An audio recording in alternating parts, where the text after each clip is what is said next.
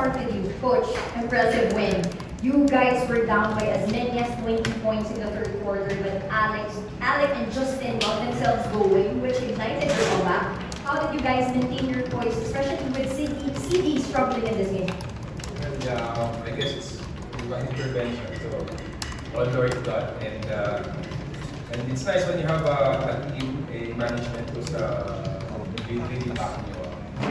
So I think it says a lot about our future. So those are that's Bob Archen, Boss Jacob, Boss Dennis, Bob Delta. So it's the culture is from the top management, the owners, down low, the coaches, the players, and the support staff. So we just grind it out. We're down 15 at the half, 20 on the third. This is a perennial title contender. And it's a champion. It's a champion laden with talent. We're lucky to escape this.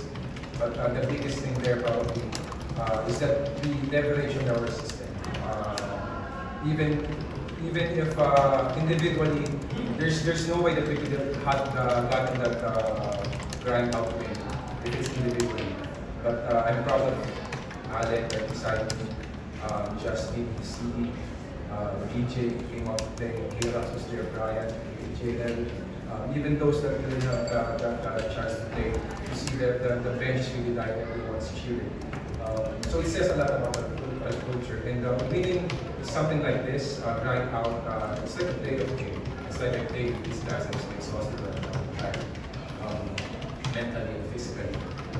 It's a good win for a young franchise like us, a young team like us, because this is what makes bowlers, this is what makes players grind out things like this.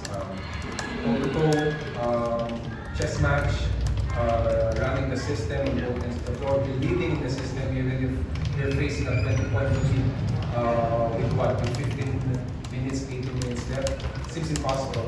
But the only thing that brought us there is the players. And they just didn't give up. And of course, it's divine intervention. So all glory and praise to God. Yeah, I'm just happy to get this win. Thank you, Coach. Alec, big time plays in the fourth quarter. That big shot to tie the game and the assist to Justin to take the lead. How are you able to elevate your game during these high pressure situations? First of all, I want to thank God for this win. And I think for us, regardless of what we go through, we just want to give back to our bosses because whether we win or we lose, they don't give up on us. So we just want to give back to them towards their generosity to us. So every game we want to just keep fighting, keep giving everything that we have. And with this game, we were down by 20, and credit to them, they're a very special team, and we just didn't back down. And it just comes down to practice. We rep those out, those type of shots, and we'll just thank God and win it again.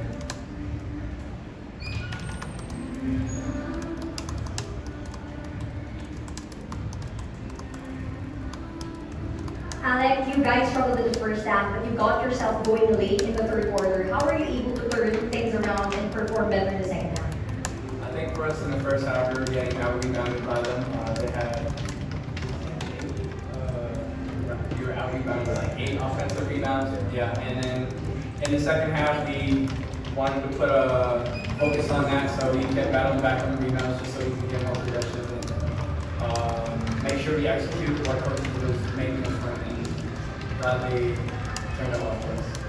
Thank you, Alec. We now open the floor for questions from our friends from the press.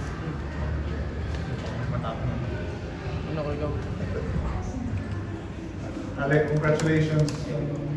It's big win. The playoffs against San Miguel, you came back from 28 down with knocked out the game winner tonight.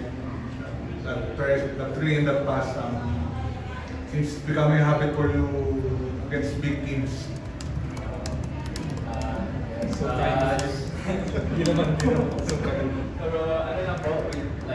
Just like any other game, we want to give everything we have. That was, credit to our bench guys, Kirax, BJ, they really stepped up in the second half, and I wouldn't have done it by myself, so Justin was big, checked it out a little bit on the board. So it was a collective effort for us, and I think it just came down to my hands on those last second shots, and I just worked on those. If I may just add, we go a long way back. So I was with him when we drafted him. It's the post-COVID, it's COVID, when we drafted him. Bubble draft. So you see him coming out of FTU. So that was still in the debate, right? But for all the aspiring bowlers out there, yung hard work at saka yung the hard work and the dedication that you put in the game, hindi madidipit ng kahit na ano yun. Hindi rin mabibili, it's right here. You see him involved with someone an all-star caliber. Totoo. I mean, you would agree with me on how that blossomed yung career nito. And still, kahit na ganun yung level niya, kahit he's an all-star caliber player right now. Kung ano yung hunger niya, nung nagsisimula siya, parang one-dimension person, sorry to say this, siya po. Nung one-dimension pa lang siya, ganun pa rin, o baka mas hungry pa siya ngayon sa practice. First in, last out, may extra practices pa yan. So, yung dedication and hard work, it works. It really works. Kung wala ka, at gusto mong i-develop, ito yung extra mo. Dedication and hard work. Day in, day out. Ako napapagod sa extra practices na but that's so paid off. Coach, two wins out of 3 to start your first week sa conference. Yeah, medyo 70%. No, 70%. Pero maaga pa. I mean, we're happy. Maybe we put in stages, quarters. So, every 3 weeks. Especially ito, medyo mabigat yung nilaro namin kasi back-to-back eh. And tough teams. Firma ko sa tough team. Hong Kong was a tough team. Ibang team ko na dinagalan sa amin. This is the toughest team na napunta pa sa dulo ng back-to-back. We're happy to escape it. Pero yung nararamdaman namin well, we're happy. We're really happy. We're more than happy. Hanggang ngayon na lang yun. We will enjoy it until 12 midnight kasi kinabukasan pagbabago yun.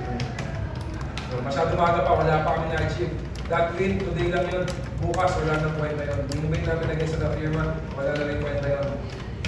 We will look forward to our next game, if I'm not mistaken, the 12th of the US. So, yun. We will just be happy today. Bukas, trabaho ulit. Ito, trabaho ulit bukas. Kung ano nga ito, baka mag-shooting pa naman yan. Coach, you mentioned that you take a break, long break after this stretch na tatlong... Hindi, break ng game ha?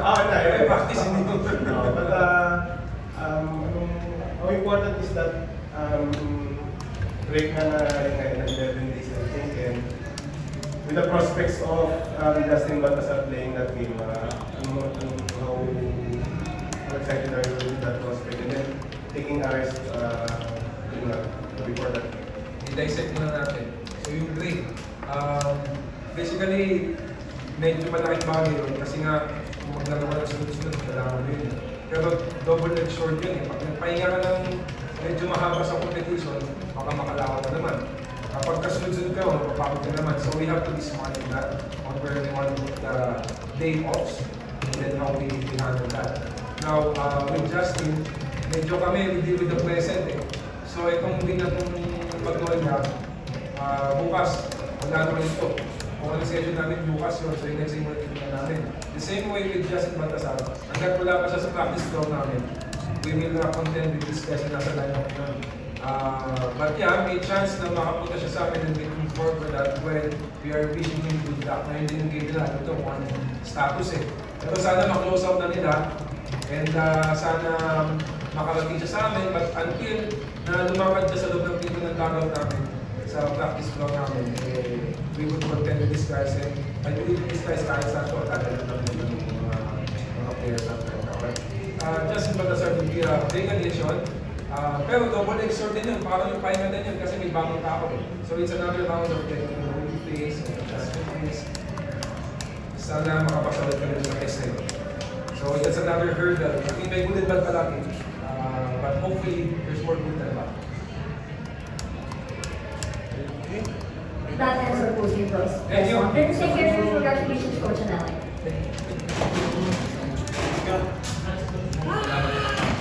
Next game, mag-aarap sa bismo.